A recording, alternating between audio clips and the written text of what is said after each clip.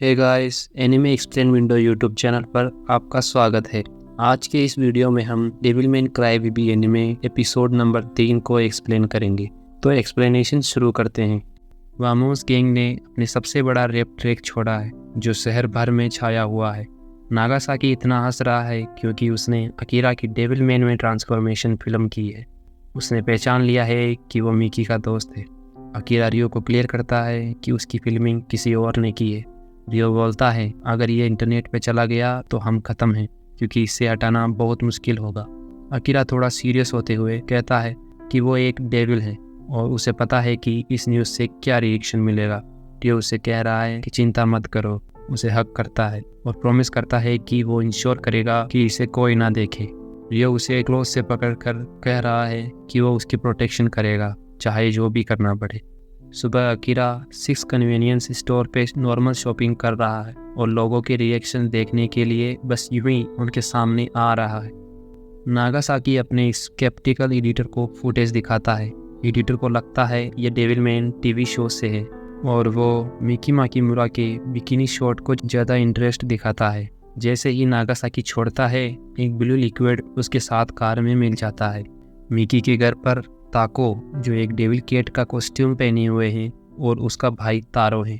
जब तारो पूछता है कि अकीरा कहाँ है, मिकी कहती है कि वो एक दोस्त के घर रुकने गया है।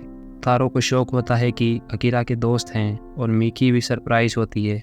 जब मिकी रियो को वाइट में एक हैंडसम गाय के रूप में डिस्क्राइब करती है, तारो मजाक करता है कि शायद अकीरा प्रिंसेस की तरह स्वीप हो जाएगा।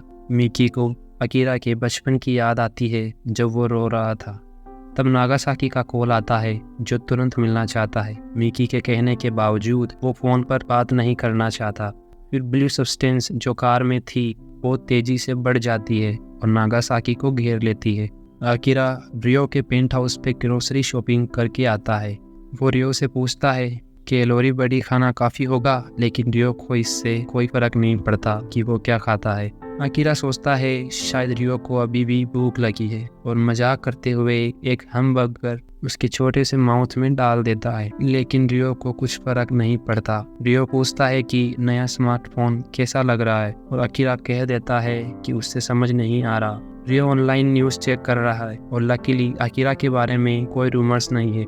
अकीरा कहता है कि इतनी बड़ी अपार्टमेंट में रहना अमेजिंग है और पूछता है कि रियो पैसे कैसे कमा रहा है। रियो कहता है कि एक्सप्लेन करना थोड़ा मुश्किल हो सकता है। अकीरा पूल के पास जाता है और रियो कहता है कि वो कभी भी उसमें नहीं तैरता। रियो के रोकने के बावजूद अकीरा उसे उठा के पूल में ले जाता है और उसे अंदर पुश कर देता है, फिर खुद भी कपड़ों के साथ जंप कर देता है। ड्राई होने के बाद रियो बताता है कि उसने एक कंपोजाइट रिकंस्ट्रक्शन बनाया है ताकि वो आइडेंटिटी पता कर सके जिसने अकीरा की फिल्मिंग की थी। अकीरा उसे पहचानता है, यह वही कैमरामैन है जो मिकी के पीछे था।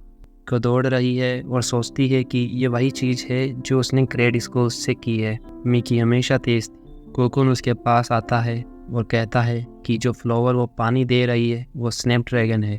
मीको को लगता है कि वो उससे मिकी के बारे में पूछना चाहता है, इसलिए मीको फिर से घर वापस जाती है क्योंकि कोई बार बार उसे बुला रहा है। रियो और अकीरा एक पुराने एरिया में ड्राइव करते हैं। वो डिस्कस करते हैं कि नागासाकी ऐसी जगह पे क्यों रहता है जब उसके पास एक अच्छी कार है। रियो केस की छोटी सी बंडल किसी को देता है ताकि वो एरिया के अंदर जा सके। फिर वे नागासाकी का घर ढूंढ लेते हैं। रियो बार बार डोरबेल बजाता है और एक एल्डरली औरत से पूछता है कि कोजी नागासाकी घर पे है क्या, और कहता है कि वो उनके कोवर्कर्स हैं। औरत कह देती है कि उसका बेटा काम पे है और रात को आएगा। फिर भी रियो प्रॉपर्टी में एंटर करता है। किरा को कह देता है कि दरवाजा बंद कर दो। रियो नागासाकी के रूम में चला जाता है जहाँ उसकी माँ भी नहीं जाती। किरा दरवाजा बंद कर देता है और अपोलोजेटिक टोन में हंसता है, शूज उतारता है और अपने दोस्त के साथ ऊपर चला जाता है। रियो सेल्फ से बुक्स गिराता है और एक बुक से सिक्योरिटी कैमरा तोड़ देता है। अकीरा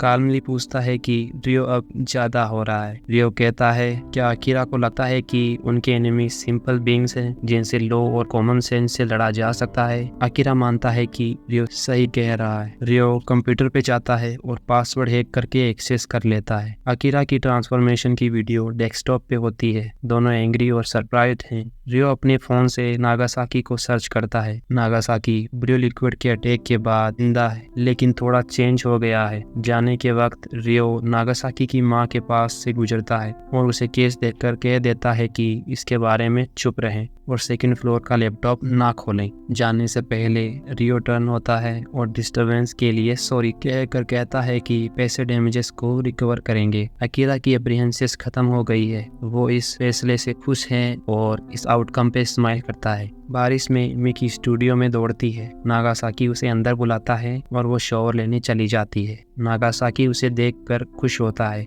लेकिन कुछ अजीब सी चीज, एक बड़ा अमाउंट का ब्लू विशियस फ्लड उसके मुंह से बाहर गिर रहा होता है और फिर वो जल्दी से उसे अंदर ले रहा होता है। नागासाकी रूम में आता है और मिकी के कपड़ों के साथ गलत हरकतें करता है। एक दूसरा आदमी उसे ऐसे देख रहा होता है। मिकी बात में रिलैक्स कर रही होती है और समझती है कि नागासाकी बाहर ही है। जब कोई जवाब नहीं मिलता, मिकी पूछती है कि वो क्या बात करना चाहता है। वैसे तो दोनों मर्द एक अनव्यूएबल वॉल से मिकी को बात में नेकेड देख रहे हैं। जब मिकी जवाब का इंतजार करती है, वो आदमी उसकी फोटोज खींचने लगता है। मिकी ये समझ जाती है और कहती है कि ये आखिरी बार है जब वो फोटोज ले रहा है। उसने ट्रैक एथलीट शूट्स में इसलिए पार्टिसिपेट किया था क्योंकि उसे उसकी पुअर और होमलेस हालत और डिवोर्स के बाद के परिवार का दुख था। नागासाकी आता है और ब्लू क्रिएचर उसके शरीर से निकलकर फ्लोर पर गिर जाता है और फिर से क्लोज डोर के नीचे से इंटर करके तेजी से मिकी की तरफ बढ़ता है। पानी पूरे रूम में फ्लड हो जाता है और मिकी को घेर लेता है। मिकी ऐसे वक्त में अकीरा को याद करती है। केम सिक्योरिटी फुटेज देखता है जिसमें नागासाकी अपने एडिटर को डेविल मैन फुटेज दिखाता है। वो सिलेन को कॉल करता है जो पूछती है अगर ये डेविल मैन एमोन जैसा दिखाई देता है और खुश होती है जब वो कहता है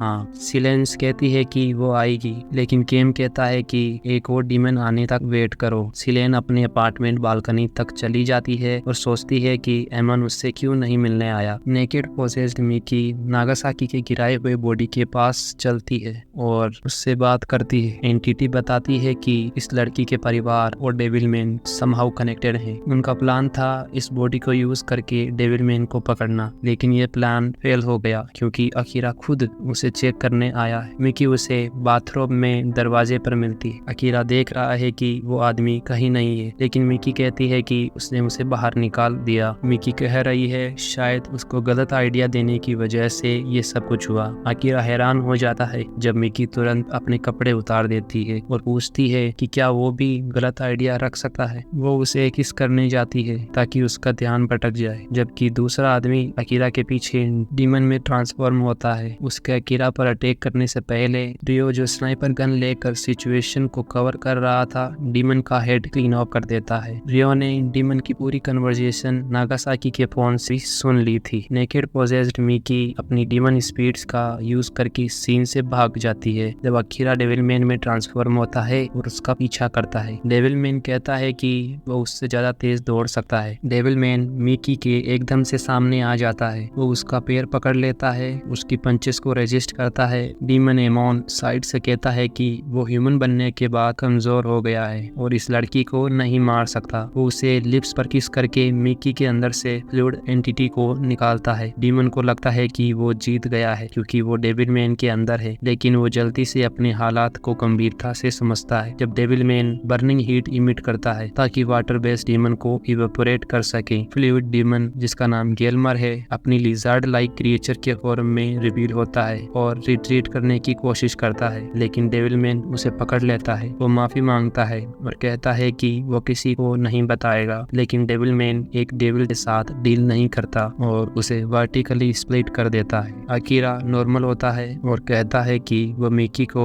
इन सब में घुसाने के लिए सॉरी है। इसी दौरान रियो नागासाकी से पूछ रहा होता है कि वीडियो का कोई बैकअप तो नहीं। नागासाकी बोलता है कि इसका कोई बैकअप नहीं है। रियो उसका भरोसा करता है और उसके हेड में गोली मार देता है ताकि वो अकीरा के बारे में किसी को नहीं बताए। अकीरा अनकॉन्शियस मिकी को लेकर आता है और ये सब देखता है। फिर वो रियो से पूछता है क्यों क्यों? क्या इसलिए कि उसने उसका सच जान लिया? अकीरा कहता है कि वो एक ह्यूमन था। रियो कहता है कि अकीरा का सच कोई नहीं जान सकता और हम किसी को हमें देखने नहीं दे सकते। अकीरा पूछता है कि क्या ये नागासाकी की माँ पर भी लागू होता है, क्योंकि उसके कहने पर लैपटॉप एक एक्सप्लोसिव रिंग किया गया था जो एक्टिवेट होता है जब वो उसे ओपन करती है। ये सब मेजर्स रियो ने अकीरा को प्रोटेक्ट करने के लिए किए, लेकिन अकीरा को ये बहुत बुरा लगता है। उसे अच्छा नहीं लगता कि रियो ह्यूमन को मारकर ये गोल्स अचीव कर रहा है। रियो इन मेजर्स को जस्टिफाई करता है कि ये सिर्फ अकीरा का प्रॉब्लम नहीं है, वो एक दूसरे के फेट को शेयर करते हैं और उसके साथ अपनी गन मिकी के ऊपर एम करता है। अकीरा मिकी को कवर करता है, फिर दोनों एक दूसरे पर चार्ज करते हैं और टकराते हैं। रियो कहता है कि मिकी को शायद उनका सीक्रेट पता है। फ्रस्ट्रेशन में रियो कहता है या तो उसके साथ जियो या उसके साथ मरो। फिर दोनों एक दूसरे को घूरते हैं। एपिसोड यहीं पे खत्म हो जाता है। कमेंट करके बताना एक्सप्लेनेशन और एपिसोड कैसा लगा, और हाँ, चैनल को सब्सक्राइब जरूर कर लेना। Love you all,